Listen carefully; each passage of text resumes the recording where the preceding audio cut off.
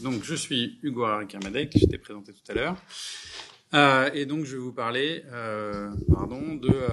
de l'aspect du lien entre la LPPR et le mode de financement de la recherche et l'organisation sociale des universités vu du point de vue de leur population étudiante.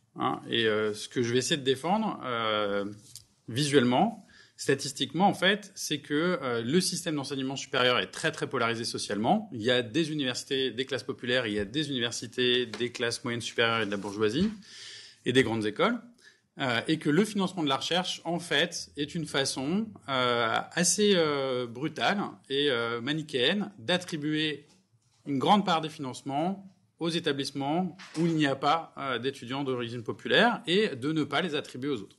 Et donc d'avoir un mode de financement qui n'est pas du tout homogène sur le territoire et homogène socialement vis-à-vis des étudiants. Et l'idée principale, c'est que c'est très cohérent avec toutes les idées plus ou moins précises qu'on peut avoir sur le sujet, à part que c'est bien pire que ce qu'on peut croire. Donc juste un mot un peu scientifique, on utilise la base de données des inscriptions étudiantes, celle qui va avec les cartes étudiants, qui commence au niveau du bac, puisque le bac est le premier diplôme universitaire, donc tout bachelier et toute bachelière a un numéro étudiant et rentre dans la base, et puis ça termine avec l'HDR. Donc on a vraiment beaucoup de choses, on a toutes les universités, toutes les grandes écoles.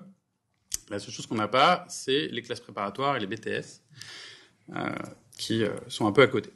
Et on a l'origine sociale, c'est-à-dire les PCS des parents, du père et de la mère, l'échelon de bourse pour les boursiers du supérieur et la série du bac, ce qu'on va utiliser. Et on fait une méthode de sociologie quantitative, on va dire ça.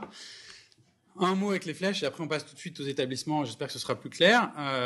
On a, de façon très très forte, un axe horizontal qui va séparer les établissements, les universités, les grandes écoles, suivant le type de population étudiante qu'elles ont. Et vous avez ici en vert tous les boursiers, avec l'échelon de bourse. Alors les boursiers 0, 0 bis, c'est par là. Et puis plus on va à un échelon grand, on descend par ici. Et on est à droite. Et donc à droite, c'est les établissements où il y a beaucoup de boursiers. Évidemment, c'est les mêmes établissements où il y a beaucoup de boursiers échelon 4, échelon 5, échelon 6. Et c'est pas séparé. Et de l'autre côté, vous avez les établissements où il n'y a pas de boursiers du tout. Puis par ici, vous avez les établissements moyens où il y a des étudiants non boursiers, des étudiantes boursières, mais avec des petits échelons, et très peu d'étudiants très boursiers ou pas du tout. Du même côté que les boursiers, vous avez les enfants d'ouvriers non qualifiés, les enfants d'employés, les enfants d'ouvriers qualifiés, les enfants d'intermédiaires. Vous avez les bacheliers techno et pro. Vous avez le bac L, un peu moins fort. Et puis, quand on commence à passer à gauche, on a le bac ES et surtout le bac S. On a les enfants de profs, les enfants de mère institutrice ou mère prof, et puis les enfants de cadre sup, père ou chef d'entreprise. Donc là, on a l'organisation sociale qu'on connaît, parfaitement représentée à travers l'organisation du système universitaire, et évidemment l'organisation aussi des bacs et l'organisation aussi du système de bourse. Tout ça est cohérent, mais radicalement efficace pour présenter l'enseignement supérieur. Alors, et alors le deuxième axe, je le dis juste pour le mentionner très vite, évidemment, ça oppose le bac S avec le bac ES et le bac L. Donc c'est des établissements plutôt sciences dures et des établissements plutôt sciences sociales. Donc on les voit là. On a ici par exemple tout en bas Paris 2, Assas, qui est une université de droit, les écoles de commerce. Tout ça c'est évidemment du côté aisé.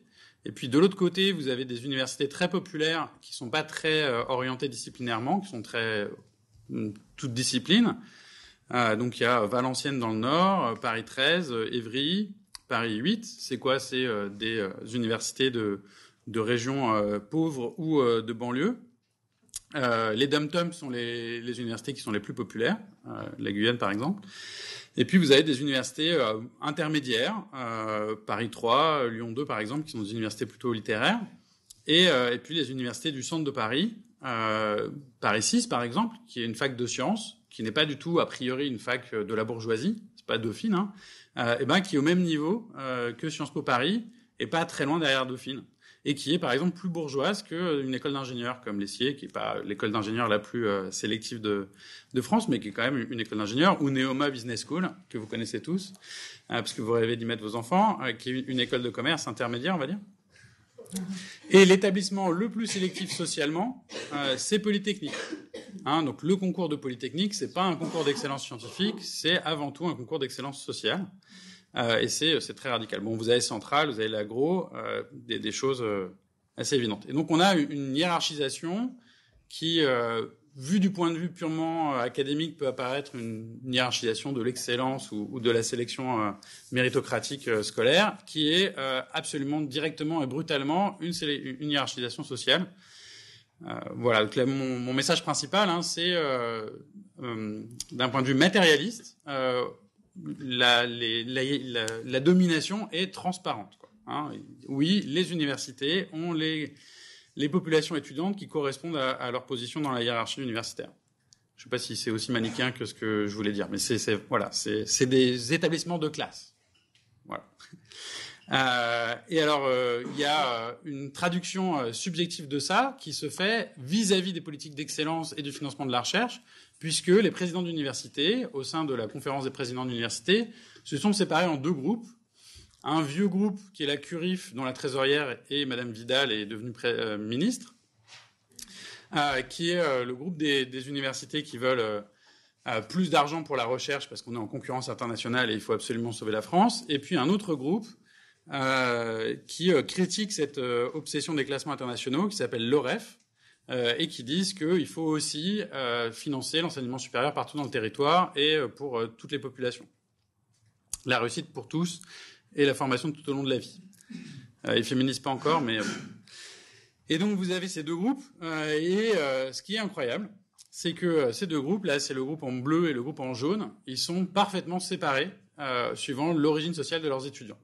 Donc on pourrait s'attendre à ce que ce soit une couleur politique des présidents, une proximité avec plutôt le PS ou les Républicains. Vous savez que la République en marche a montré que cette dichotomie marchait pas trop.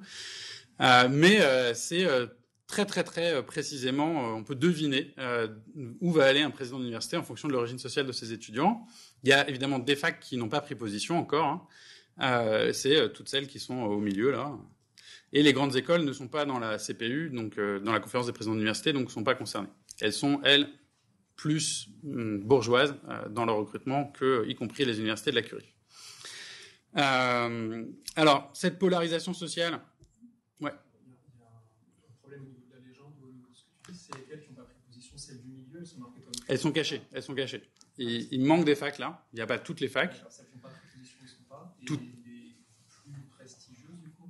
Alors, les plus prestigieuses, Paris 7. Paris 6 est là. Paris 7 est là. Orsay, Paris 11, qui cette année est première au classement de Shanghai en France, est là. Paris 5, Descartes, une grosse fac de médecine est là. Donc ici, vous avez toutes les grandes facs parisiennes. Après, on a les grandes facs de villes de province. Parce qu'en ville de province, le problème, c'est qu'en général, grâce à la fusion, il n'y a plus qu'une ou deux universités. Donc on ne peut pas être aussi sélectif et aussi fermé socialement. Donc ça fait baisser un petit peu. Et donc, mais quand même, on a envie d'être dans la CURIF parce qu'on a envie d'avoir des financements d'excellence. Donc Grenoble, par exemple, qui est très vers l'innovation, vers les classements, ou Strasbourg, sont dans une position à la limite vers le milieu, quoi. Mais vous inquiétez pas, juste après, on verra pourquoi, en fait, ils arrivent à partir très loin à gauche et se rapprocher des grandes écoles. Et il manque toutes les autres facs qui n'ont pas pris position. Il y a 80 facs, et là, il doit y en avoir une trentaine, parce que sinon, on voit rien sur le graphique. Il n'y a pas non plus toutes les grandes écoles, évidemment. Là, il y en a des centaines.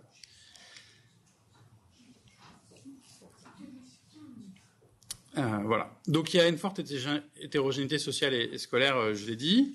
Ce qui est intéressant, c'est qu'il y a un effet de genre aussi assez fort. Il y a plus de femmes dans les établissements où il y a une population d'origine populaire. La raison à ça, c'est qu'on continue dans l'enseignement supérieur, indépendamment du genre, quand on est dans une classe aisée, et de façon assez fortement genrée quand on est dans une classe populaire. Et donc les filles des classes populaires accèdent plus à l'enseignement supérieur que les garçons dans des universités qui sont celle des classes populaires et pas de façon homogène dans les établissements d'enseignement supérieur. Et c'est plus fort que la différence disciplinaire science-pas-science, qui pourrait être l'explication spontanée. Et là, on a une traduction un peu matérielle, je pense, quand même, de ce slogan pas de fac à deux vitesses, qui se traduit concrètement avec des facs populaires et des facs de la bourgeoisie qui sont très proches des grandes écoles, et qui se recoupent avec les facs qui ont les financements de recherche d'excellence, qui les auront encore plus avec la LPPR, puisqu'on va évaluer leur production et on va du coup leur donner de l'argent en fonction de ça. Et puis celles qui n'ont pas ces financements-là et qui doivent, pour le coup, gérer la massification scolaire, enfin la massification de l'enseignement supérieur, mais sans les moyens, en tout cas ceux qui sont fléchés pour la recherche. Alors la polarisation s'est très fortement écrue. L'espace, si on fait le même graphique que je vous ai montré en 2009 et en 2007, et puis en 2015, on a un écart qui se fait très très fort, qui bouge surtout du côté droit en fait. C'est les universités populaires qui deviennent de plus en plus populaires parce qu'il y a un accès de plus en plus large à l'université, et les autres bougent très peu. Polytechnique n'a pas réussi à être plus élitiste qu'avant, elle était déjà à peu près aussi maximum qu'elle pouvait l'être. Ça a beaucoup augmenté avec la LRU au niveau de 2009-2010, et puis depuis ça a un peu stagné, et la LPPR arrive pour reprendre un coup de polarisation. Je termine avec deux graphiques, un qui est le même que d'habitude, mais uniquement avec les L1, donc les écoles ont disparu, puisqu'elles n'ont pas d'étudiants en licence. Vous voyez qu'évidemment tous les établissements sont plus à droite, ils sont plus populaires en L1 qu'ils vont l'être en moyenne en tout, mais on garde la répartition université d'excellence avec des financements de recherche et les autres. Et au niveau master, tout le monde bouge. Et donc l'origine sociale des étudiants en master, y compris dans les facs les plus populaires, en fait c'est plus populaire du tout. C'est assez proche d'une moyenne école, pas de polytechnique, mais enfin des écoles de commerce dont je parlais tout à l'heure, ou d'ingénieurs qui sont un peu intermédiaires. Voilà, ça, je ne sais pas si vous voulez aller dans le détail sur ça, mais l'écart entre la L1 et le master est d'autant plus grand que la fac est un peu populaire en licence. Les facs qui sont très fermés socialement dès la licence bougent très peu. Sciences Po Paris bouge un tout petit peu à l'envers, c'est-à-dire que ça s'ouvre en master, et Dauphine un peu plus, parce que Dauphine est tellement fermée en L1 qu'elle ne peut que s'ouvrir. Mais toutes les autres facs, ça part par là, ça se referme en master. Bon, ça c'est la même chose. Et alors le classement de Shanghai, ne classe que des établissements de la CURIF. C'est un peu logique puisqu'en fait ils se sont mis dans la CURIF parce qu'ils voulaient que les financements soient plus orientés par Shanghai. Et donc c'est des établissements avec une population étudiante très favorisée. Et ceux qui ne sont pas classés dans la CURIF, c'est ceux de l'OREF et puis quelques autres. Voilà, et ça c'est pour les financements. Alors les énormes financements du PIA dont on parlait tout à l'heure, les financements qui étaient déjà attribués par le Premier ministre avant la LPPR, ils vont où ? Ils vont aux populations étudiantes socialement favorisées, aux établissements de la CURIF, exclusivement. Et si on va un peu plus loin, je ne sais pas si vous connaissez les ICIT, qui est la version cheap des IDEX, ça va aussi aux membres de la CURIF qui n'ont pas obtenu un IDEX, plus 2-3 qui n'ont pas pris position encore, et il y a un seul établissement de l'OREF, qui est évidemment celui qui est le plus du côté populaire, qui est Pau, où il doit y avoir une certaine tension à passer du côté CURIF. Bon, je ne sais pas, j'ai pas encore été présenté à Pau. Voilà, puis là vous avez le reste des établissements. C'est juste pour rappeler que voilà, il reste beaucoup de place à droite qui n'obtient pas de financement d'excellence, et ce que va faire la LPPR, c'est à mon avis, de concentrer les moyens, y compris ceux qui correspondaient au financement pérenne, puisque le financement par l'évaluation, c'est ça, c'est on va attribuer les moyens de base en fonction de la production passée de la recherche du côté des facs à la population étudiante bourgeoise. Voilà.